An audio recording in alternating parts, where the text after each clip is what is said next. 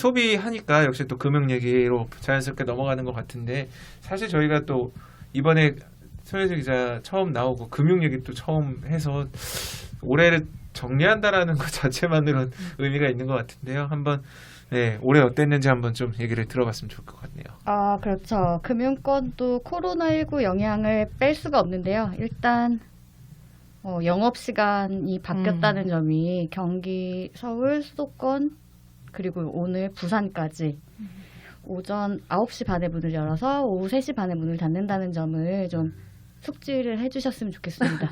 모 은행 부지점장님이 전화를 해서 3시 반에 문을 닫음에도 불구하고 3시 반에 오시는 분이 있다. 근데 이제 어쩔 수 없이 가셔야 합니다. 어떻게 할 수가 없어요. 그럼 3시 29분은 괜찮죠? 네, 그 정도 약간. 그럼 8시 45분은요? 아침은요? 아침은 9시 30분. 네, 문을 엽니다. 8시는 안 됩니다. 네, 8시 안 됩니다. 그래서 그런 점들이 이제 소소하게 시작을 하더니 이제 사실 코로나19 때문에 제일 많이 바뀐 게 주식시장과 부동산 시장이 아닐까. 그게 뭐 크게 저의 출입처와는 상관은 없지만 많은 분들이 궁금해하는 것들이 그런 게 아닐까 해서 좀 준비를 해봤는데요. 올해 주식시장이 이제 코로나19 처음 확산기 때는 굉장히 꺾였었죠. 그래서 이제 뭐 사이드카라든지 아니면 또 뭐죠? 그거 있잖아요. 선물? 뭐 사이드카 말고 또 있잖아요. 그거. 저거 기관들 뭐지? 그거 막 이렇게 정지되는 그거 있잖아요. 그런 거. 네, 뭐였죠? 사이드카 말고 사이드카 말고 뭐 있지? 아니 원래 제가 이렇게 하면 알아들어야 되거든요. 네, 저희는 근데 지금 알고는 있어요. 네. 지금 단어가 네, 아무튼 코스피, 코스닥이 크게 폭락을 하면서 굉장히 이제 좀 우리나라가 망하는 것이 아니냐고 일각의 예측들이 많았었죠. 근데 지금 12월 9일에 코스피 지수가 두 번째로 최고치를 경신한 다음에 12월 14일 2782.79포인트 역대 사상 최고치를 찍은 버스트콜? 네. 뭐 아까 그거 얘기하는 거예요? 네, 아닙니다. 아니 그거 네, 죄송합니다. 생각하고 있었어요. 네. 이게 하여튼. 참 그러니까 저희도 초반부터 계속 네. 얘기를 했었는데 코스피에 대해서 어떻게 될까. 그렇죠. 근데 이게 계속 쭉쭉쭉 떨어지는 거예요. 정말 미치듯이 떨어졌어요. 미친 듯이 그래서 떨어졌죠. 아, 동시에 서킷 브레이커. 정말 저희 무식 죄송합니다. 예. 저도 무식. 제가 만화를 너무 좋아해서 버스트콜은 원피스에 나오는 죄송합니다. 네, 어쩔. 근데 이제 이게 회복이 될 웃자고 하는 거예요. 거라고 생각을 아무도 생각을 못했죠. 네, 그러니까요. 그치만 우리 빼고 다른 개미들은 생각을 해서 공매도를 일단 금지시켰고, 그렇지 네, 공매도가 금지시켰고, 그 다음에 금리가 역대 최저치인 0.50%. 그다음에 그렇게 가다 보니 어느새 갑자기 카카오 게임즈라는 공모주 열풍을 만나게 됐죠. 그래서 주식시장이 막 그 올해 생각해 보면 일단 동학개미운동이라고 열풍이 불었던 게 떠오르고 그리고 BTS, 빅히트 엔터테인먼트의 그래서 상장이 있었죠. 상장도 굉장히 눈여겨 볼 거였던 것 같고 어렴어렴 이렇게 어렴풋이 생각이 나네요. SKO 바이오팜도 있었던 것 같고요. 그다음에 삼성바이오도 있었던 것 같고 돌아서면 항상 그런 얘기들 하잖아요. 아 그때 그거 했었어야 했는데 그때 알았던 걸 지금도 알았더라면 올해 특히 좀 그렇지 않나. 올 초에 저한테 제 친구들이 삼성전자 주식을 샀는데 야 이 코로나 터져서 나 큰일 났다. 그 판 사람들이 있고 안 판 사람들이 있거든요. 지금 안 판 사람들은 이제 굉장히 행복해합니다. 근데 항상 사라 그랬어요. 그냥 사더라고 계속. 그게 이제 근데 본인은 안 사잖아요. 아니 저는 사실 이게 참 어려운 여기서 또 이런 질문을 받네요.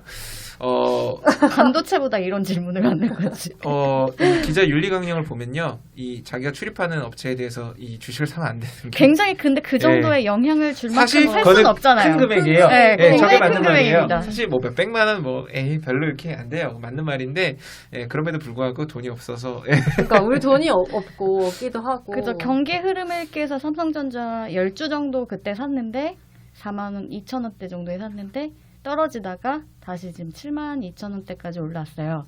그래서 3천 원씩, 3만 원씩 10주니까 30만 원. 짬뽕 몇 그릇 먹을 수 있는 정도를. 보통 치킨 얘기하는데 네네. 짬뽕을 얘기하네요. 차돌박이 짬뽕으로 늘 얘기하거든요. 좋네요.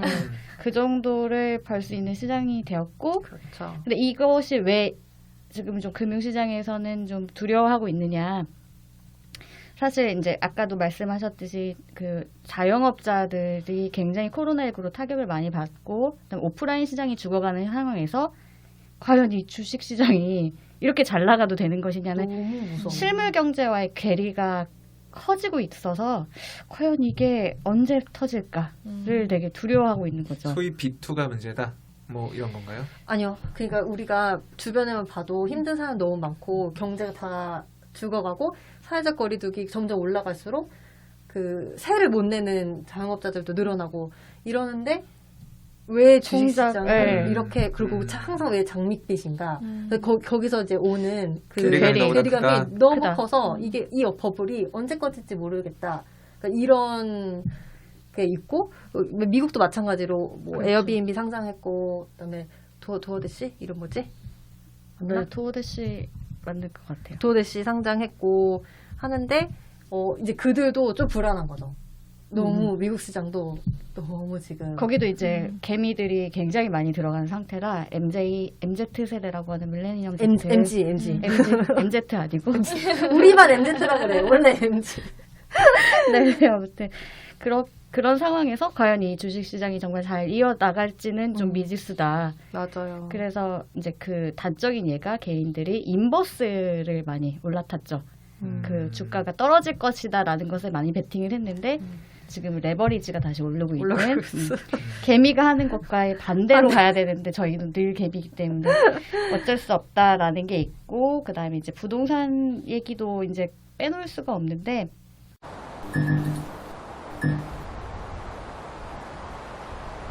부동산이 언제까지 또 오를 것이냐 이것도 똑같은 맥락이지 않을까 싶습니다. 집 장만하셨나요? 아니요, 저는 아직 전세고요. 사실 이 부동산 이 질문 드려야 되나 말아야 되나 고민 많이 했습니다. 왜냐면 뭐 저희가 이 전세 들어올 때 하고 지금 전세 가격이 거의 2배예요. 아, 네, 거의 2배고 사실 2배였으면 차라리 매매하는 게 낫다라는 얘기 나오는 상황이거든요. 그래서 이 정부 규제가 엄청 나왔잖아요. 그래서 그렇죠. 나올 때마다 뭐 도대체 무슨 생각일까, 어떤 의지일까 이랬는데 결국 바뀌었잖아요. 장관께서 교체가 되시고 그러면 이제 계속 가는 거냐 마는 거냐. 사실 제가 진짜 드리고 싶은 질문은 내년에 어떻게 됩니까? 라는 걸 여쭤보고 싶긴 한데 정부가 이렇게 많은 규제를 했음에도 불구하고 잘 안 되는 걸 뭐 글쎄요. 이거를 할 수 있을지 그래도 한번 여쭤는 보고 싶네요. 어떻게 되려는지. 그렇게 어디에 집을 사시고 싶은지에 따라서 이 규제 영향이 어떻게 될지는 좀 알 수가 없고요. 정확하게 예측하기는 좀 어려운 면이 있지만 계속 이 규제 상황 기조를 이어나갈 것임은 확실한 것 같아요. 그래서 이제 부동산 전문 기자들의 예측을 보면 이제 전세 시장이 굉장히 쪼그라들고 있잖아요. 사실상 임대차 3법이 전세 입자를 위한 것이었는데 사실은 전세 입자에게 지금 독이 되고 있는 요소들이 많고 그래서 이런 공급 물량과 전세, 임대 시장을 이제 정부가 직접 하려고 하는 거다. 이 시장은 이제 정부 관할로 갈 것이다라는 것들이 이제 부동산 전문 기자들의 예측이고, 그다음에 이제 이런 부동산에 짭짤하게 투자하시는 분들이 좀 있어요. 뭐 이래저래 뭐 상가에 투자도 하시고 이제 그런 네네네. 분들은 내년 하반기까지는 어쨌든 이제 집값은 계속 오를 테니 이 규제도 같이 고강도로 갈 것이다라고 예측을 하고 있습니다. 이게 너무 아이러니한 게 참 아까 주식하고 이제 신용대출 얘기했는데 B2 빚내서 투자하는 나도 B2, 있지만 빚내서 부동산 하는 거거든요. 사실 집 산다는 거 그냥 월급쟁이에서 집 산다는 건 거의 불가능합니다. 서울에서. 그럼요. 뭐 당장 작년만 해도 뭐 서울의 한강 근처는 뭐 20억대 정도 하니까 아파트가 매매로. 근데 지금 30-40억대 하거든요. 삼성전자에 다니는 종사하시는 DS라는 그런 뭐 PS가 많이 나오는 그런 직원들도 이게 월급만 모아서 사는 게 쉬운 게 아니거든요. 여기가. 그래서 결국 이제 빚내서 신용대출하고 이런데 규제 다 막아놨잖아요. 대출도 그렇죠. 막아놨고 DSR 뭐 얘기는 아까 빠졌지만 그렇죠. DSR 규제도 들어가 있고 그리고 문제가 생기니까 투기 지역 그다음 과열지구 이렇게 정해놓고 그래서 이게 수도권으로 갔다가 또 서울 근교로 갔다가 지금 돌고 도는 건데 지금 지방까지도 내려가는 네. 상황이기 때문에 그래서 제가 오늘 너무 궁금해서 한번 찾아봤거든요. 제가 제 파트가 아니지만 한번 찾아봤어요. 훌륭하십니다. 부동산 도대체 어떻게 되는 것이야? 공부를 제대로 안 했지만 그래서 지표를 보니까 이 아파트, 그다음 뭐 주택, 빌라 다 가격이 매매가가 오상향했죠. 다 치고 올라가고 있고 나오는 전망치는 다 앞으로 떨어질 리는 없다. 서울, 특히 서울은. 그래서 이제 회개하는 생각이 들더라고요. 아, 믿지 말고 잡는다는 말 믿지 말고 살 걸. 그리고 이제 전세 얘기도 하시니까 요새 전세가 정말 없어요. 저도 이제 전세 맞아요. 계약이 끝나가거든요. 그래서 알아봐야 되는데 당연히 한 번은 그 임대차 3법에 예, 그렇게 돼 있잖아요. 네. 근데 이게 아마 이 거주한다고 하시면 아마 저희가 나가야 되는데 제가 집주인이면 저 같아도 그냥 거주한다고 하거나 아니면 그냥 전세가 뭐 올리거나 아니면 그냥 전세 빼고 집 정리해가지고 아니면 큰 데를 산다거나 뭐 여러 가지 방법을 모색하는 게 더 합리적이지 않나라는 생각이 들 정도니까요. 요즘에는. 그래서 올해는 참 부동산은 그런 이슈가 있었던 것 같은데 내년에는 정말 모르겠습니다. 그 공공 임대 늘리겠다고 해서 호텔 가지고 이제 만들었잖아요. 네네. 저는 진짜 물어보고 싶었어요. 사람들한테.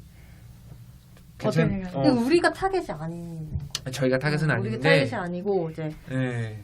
더 예를 들어서 청년들은 더 이제 열악한 환경에서 살았던 청년들한테는 거기가 좋은 거죠. 훨씬.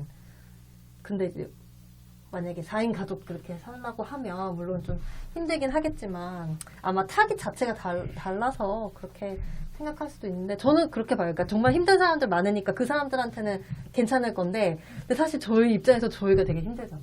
그렇죠. 우리도 다 빚내서 막 그럼요. 이렇게 하고 하니까 이제 좀 약간 직장인 기준으로 봤을 때 그 인플레이션을 좀 고려하지 않는다면 사실 월급이 올리면 되거든요. 안 올라가니까. 네, 월급은 그대로인데 집값은 높아지는 이런 너무 게- 심하게 네, 너무 높아지니까. 크니까 사실 소득주도 성장이 이 정부의 기조였는데 소득주도 성장을 못 하고 있는 상황에서 돈은 풀어야지 되고 하다 보니까 이 유동성은 부동산으로 가고 부동산은 오르는 계속 악순환이 반복될 겁니다. 그래서 지금 대출 규제를 줄인다. 그러면 실거주 서민들은 또 못 사는 맞아. 돈 있는 사람만 또 사는 그래서 맞아. 다시 또 오르는 오르는.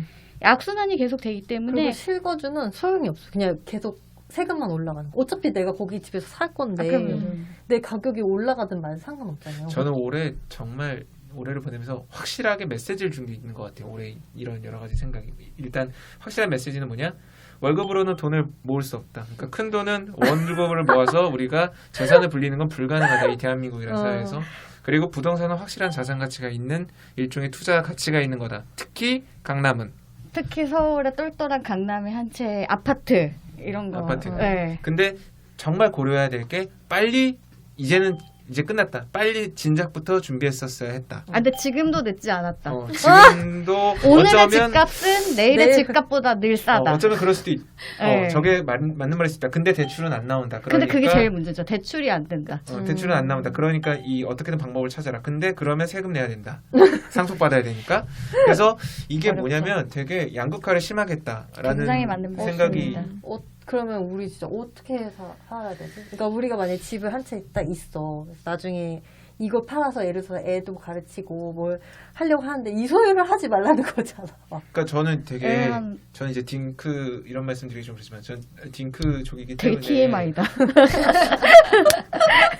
그러니까 이 얘기를 왜 드리냐면 그렇기 때문에 뭐 앞으로 뭐 학군이나 이런 거 저는 전혀 생각 안 했거든요. 근데 지금 이런 상황이 펼쳐지니까 더욱 애를 못 나겠다. 더욱 절대 못 나겠다. 이런 생각이 더 강해지는 거예요. 왜냐하면 뭐 그러니까 학군 있는데 아파트는 진짜 비싸거든. 굉장히 그렇죠. 너무 비싸거든 거기는. 엄두도 안 나고 이제는. 그래도 결혼은 해봄직한 게 왜 이타적으로 예, 살 수 갑자기. 있는 예. 애는 낳지 않더라도 그럼요. 또 결혼은 결혼을 굉장히- 하고 돌아오더라도 한 번은 해봄직한 게 경험을 괜찮다. 해봐야지. 이제 네. 눈이 넓어진다. 아 내가 그러니까 이해할 이런 수 없는 사람이 있구나라는 걸 이런 말을 하고 깨닫는. 싶다. 네. 역시 올해를 정리하는 이 지득하시냐 그런지 제가 정말 예. 좀 망나가네요. 예. 좋은 것 망언. 같아요. 아 망언이 왜냐면 아니라 너무 힘들었어서 그래. 그러니까 아직 결혼을 안 한 네 사람들이 청년들, 너무 갑자기 포기해야 된 일들이 너무 많아졌잖아요. 많으니까. 코로나19로 결혼도 못하지. 취업조차가 안 집도 되니까 못하지, 지금. 막 그러니까. 취업이 안 되는데 이 애인을 만나기가 쉽지 않잖아요.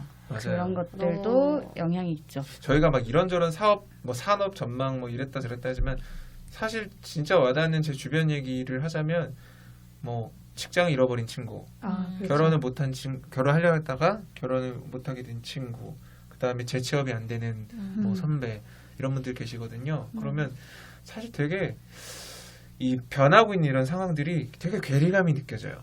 예, 내가 월급 받고 이렇게 살고 있고 뭐 이렇게 하지만 그냥 되게 형체 없이 없던 그냥 뭔가 이 손에 잡히지 않는 뭔가 이 가상적인 그런 곳에 나는 사고 있는 건가? 괴리감 있게 현실과 떨어져 있게 뭐 반도체가 호황이다. 무슨 수출을 얼마나 했고 막 영업이익이 얼마나 나왔다 하는데 그게 나랑 그렇게 크게 맞닿지가 않죠. 주식을 뭐 동학 개미 운동을 해서 뭐 했다 하는데 뭐 몇십억 벌었다, 뭐 몇천만 원 벌었다라고도 그러니까 그런 아마 뭔가, 생각하신 분들 많을 기자들도 마찬가지로 자기 출입처가 또 코로나 때문에 예를 들어 뭐 여행이나 공연 업계에 출입하는 문화부 기자들은 또 뭐 취재도 제대로 못 하고 이럴 거 아니에요. 근데 저는 막 이게 오히려 더 뜨는 이런 업계에 있으니까 또 여기에 상대적으로 또 괴리가 있더라고요. 그러니까 이게 되게 재밌는 현상이 당장 제가 봤을 때는 이제 엊그저께부터 나오는 현상이 대표적인 사례인 것 같은데 조두준이 이제 풀려나니까 그 앞에 이 자경단을 만들어가지고 이제 유튜버 애들이 가서 유튜버 애들이라고 하니까 죄송합니다. 정리하겠습니다. 유튜버 분들이 가셔서 우리도 유튜버 애들이 저희도 네, 키즈라고 불러주십시오. 네. 유튜버 키즈. 네. 해서 이제 막 여러 가지 하는 걸 보면서 조회수가 잠깐만 미쳐도 왜 6만, 5만 이렇게 나온대요. 예. 가서 막 그러니까 뭐 누가는 가스를 잠궜다 그러더라고요. 맞아요. 근데 이제 그 라이브 시청하는 사람들이 한 6만 명 이렇게 됐나 봐요. 그러면 이제 이렇게 광고 수익으로 나오는 거잖아요. 그러니까 뭔가 이 바뀌고 있다. 이 컨텐츠를 소비하는 방식도 그렇고 뭐 어떤 그런 컨텐츠에 대한 수요, 니즈도 그렇고 요새 취재 얘기 잠깐 하셨으니까 이제 기사를 보면 부끄러운 말씀입니다. 제가 이런 말 하는 거. 기사가 다 비슷해요. 저도 그렇고 기사가 이 기사인가? 뭔가?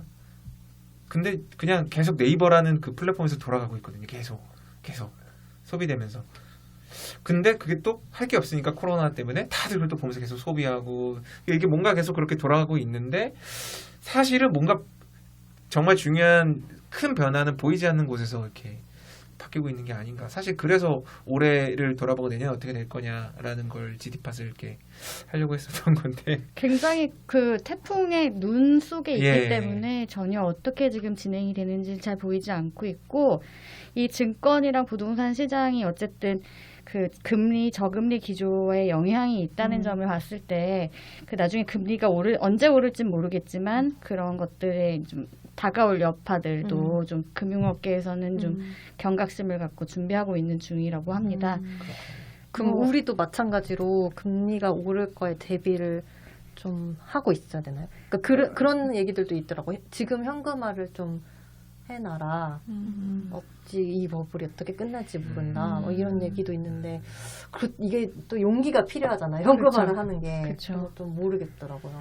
그래서 이제 그 자신이 이제 보유한 자산 중에 고정 자산을 고정 지출을 빼시고 잘 계산을 하셔서 보유해 주는 게 속으로 좋고요. 그래서 너가 얼마나 있는데 이거를 아니 어쩌라는 거지 나한테 현금을 바꾸라는 거야. 저는 하지 않았습니다. 포트폴리오를 좀 다양하게 구축해 놓으시면 그게 정답이네요. 네, 좋을 것 같습니다. 네.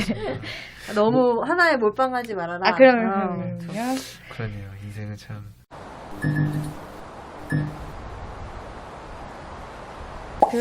그리고 이제 가장 이제 좀 실생활과 좀 연계가 있는 내용이라면 그 지난 12월 10일에 전자서명법 개정 시행이 됐습니다. 많은 분들이 이제 요거 관련해서 되게 궁금해 하셨는데 공인인증서가 과연 폐지된다고 하니 그럼 내가 지금 갖고 있는 공인인증서는 어떻게 되는 것이냐, 쓸 수 있는 거냐라는 얘기들을 많이 물어보셨어요. 그래서 일단은 공인인증서는 없어지는 게 맞는데 없어지는 게 말만 없어진다. 단어만 없어진다라고 생각을 하면 됩니다. 그럼 뭐 인증은 그냥 공인인증서로 하는 지금 건가요? 갖고 있는 공인인증서는 공동인증서로 이름을 바꾸고요. 이제 공인이라고 하면 굉장히 얘만 특별한 아주 얘만 허가받은 이 개념을 담았기 때문에 이 개념을 해체한다는 의미로 이제 공인인증서라는 단어는 없어지는 거죠. 공동인증서. 공동인증서 기억하세요. 네. 공동. 공동인증서입니다. 저한테는 이게 공동. 무슨 얘기로 들리냐면요. 네. 태권도 3단이 있는데 이름을 바꿀게. 3단 말고 상품으로 바꾸자. 아 그럼 3단과 상품이 똑같은 건가요? 물론 품과 단은 다르지만 3단 상품은 좀 안 맞네요. 하여간 아니죠. 양태훈 기자를 양씨 집안의 뭐 몇째 아들 이거 똑같은 거잖아요. 동일인인 거잖아요. 뭐, 양태훈 저는 기자와 똑같아요. 양씨 집안의 뭐 장남이랑 똑같은 그런 식의 개념인 겁니다. 이제 너는 기자로 부르지 않겠다. 너는 양씨 집안의 첫째 아들이다. 그렇죠. 아, 이렇게 예, 부르겠다. 예, 예. 난 이제 황정민 기자를 황씨 집안의 장녀라고 부르겠다. 부르겠다. 근데 그렇다고 황정빈이라는 그 사람이 달라지는 건 본질이 아니죠. 달라지는 건 아니잖아요. 그렇죠. 그러므로 공인 말장난 인증서를 아닙니까 이거? 그렇죠. 그래서 이제 쓸 수 있는 거죠. 좀 혼란이 이런. 네네 거죠. 폐지된다고 하니 공인인증서를 못 쓰는 건 아니냐 그건 아니고 공동인증서로 그리고 지금 발급받은 유효기간 내에 계속 쓸 수 있다는 점은 걱정하지 않으셔도 됩니다. 그리고 이제 많은 질문들이 사업자들과 기업 그렇죠. 이런 분들이 쓰는 것들도 바뀌는 거냐 사설 인증 예를 들면 카카오페이 그다음 네이버 뭐 KB 모바일 인증이라든지 이런 다양한 것들을 쓸 수 있는 거냐는 질문도 있었는데 아쉽게도 그 부분은 아직까지는 사설 인증을 좀 하기는 어려운 부분이 있다라고 확인이 됐어요. 그래서 4,400원에서 뭐 많게는 11만 원까지 이제 범용 인증서라는 것들을 쓰고 있는데요. 기업과 법인 사업자들은 이제 그 부분은 계속 그걸 이용을 하셔야 됩니다.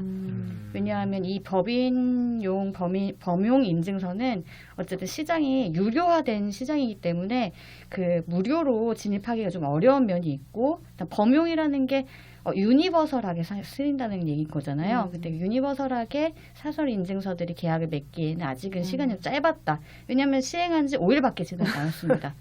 그렇죠. 나중에는 네, 이름이 그러니까 뭐 바꾼 거예요. 카카오페이 같은 경우에는 지금 개인의 주력을 하고 있고 법으로서는 문제가 없지만 일단 개인 사설 인증에 좀 주력을 하겠다라고 얘기를 한 상태고요. 그다음에 이제 범용 인증서 같은 경우에 제일 쓰임처가 많은 게 개인에게는 증권 거래일 텐데 그 부분은 이제 금융결제원이 증권사들이랑 협의를 하고 있고 증권사들과 협의가 잘 되면 금융결제원이 만든 공동인증서를 증권사에서도 쓸 수 있게끔 만들어주겠다라고는 얘기한다고 합니다. 저 잠깐 헷갈리는데 원래 이 논의가 나왔던 게 복잡하다여서 나왔던 거 아닌가요? 원래 액티브엑스 나오면서 너무 복잡하고 까다롭다. 그쵸. 천송이 근데 이제 코트를 사야 되는데 근데 액티브엑스 문제 아니었습니까? 공인인증서도 그때 공인인증서도 같이 뭐 나오지 않았었나요? 나왔는데 이제 공인인증서 이름을 공동인증서 바꾸고 그다음에 이제 그 사업자들이 네네. 하는 인증서를 같은 그 지위를 아, 그쵸, 주겠다 그쵸. 이거니까 이제 우리는 패스나 뭐 네이버 카카오페이 뭐 네이버 이런 걸 쓸 수 이런 있는 거를 거죠. 이제 쓸 수가 있으니까 이제 그게 좀 바뀌었다고. 그러니까 저는 그래서 되게 와닿지가 않는 거예요. 간편해진 것도 아니고. 아니 간편한 건 안 쓰셔서 그런 네, 거예요. 간편한 거는 아니 저는 써요. 지문 누르는 걸로 쓰는데 네? 네. 네, 공인인증서랑 그 지문 연동을 해서 그렇게 쓰는데 제 말은 뭔가 이름 공동명의서로 바꾼다는 게 이거를 아예 왜냐하면 그렇다고 패스나 카카오 이런 거 열어서 뭐 산업을 활성화하겠다는 거 그거예요. 그거 그러니까 그러니까 그겁니다.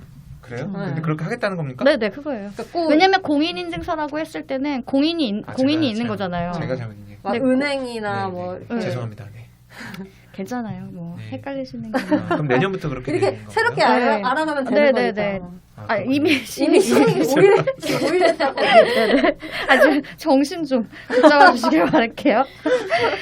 그래서 이제 당장 이제 국세청 연말정산이라든지 이럴 때 이제 당장 체감하고 싶어 하시는 이제 양태훈 기자 같은 분들을 위해서 그 시범사업 후보 사업자를 그렇군요, 5군데 그렇군요. 모집했습니다. 그래서 네, 어디죠? 자 제가 지금 KB 모바일 증권, 네이버, 카카오페이, 페이코? 또 어디죠? 패스? 패스. 네, 이동통신 3사가 하는 패스 이렇게 5군데의 사설 인증서를 그리고 사설 인증서라는 단어도 사실은 없는 단어예요. 그냥 구분은 편의 구분을 위해서 만든 단어고 요 그거를 사용해서 연말정산을 하실 수 있게끔 그렇군요. 네, 좀 편해지겠죠? 저 다행이네요. 한번 해보고 네. 해본이를 써보도록 하시오. 아, 네. 뭐, 네, 기자 화이팅. 그렇군요. 네. 해서 뭐 계속 이제 부품 그러니까 뭐 제가 했던 뭐 반도체 디스플레이부터 뭐 스마트폰, 인터넷 유통, 그다음에 이제 금융까지 얘기를 싹 들어봤는데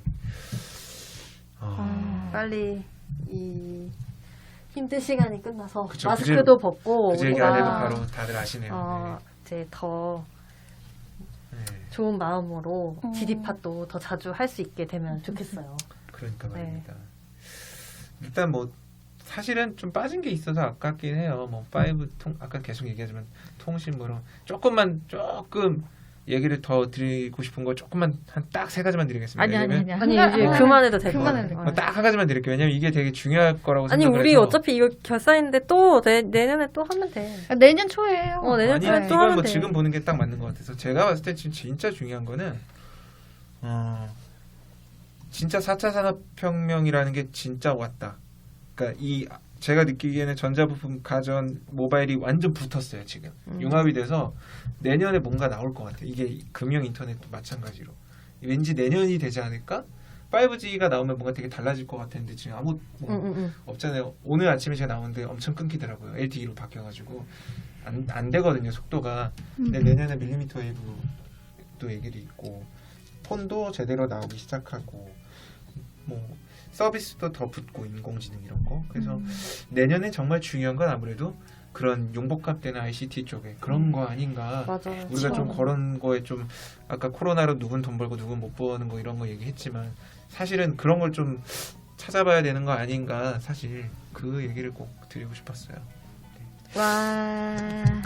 죄송합니다. 그래서 오늘 뭐 황정민 기자님, 손혜술 기자님 그리고 안희정 기자 모시고 지디팟 연말 결산하고 내년 전망 얘기를 좀 해봤는데요. 마지막에 안희정 기자 말씀하신 것처럼 뭐 코로나 상황에서 다들 힘내서 이렇게 내년에는 뭐 더 좋은 상황이 되길 희망하고 또 그때까지 우리가 힘내서 잘 지냈으면 하는 그리고 힘내시라는 말씀 꼭 드리고 싶네요. 이상 지디팟이었고요. 저는 양태훈 기자였고 네, 안희정 기자. 그다음에 한정빈 기자. 손예슬 기자였습니다. 네, 수고하셨습니다. 수고하셨습니다.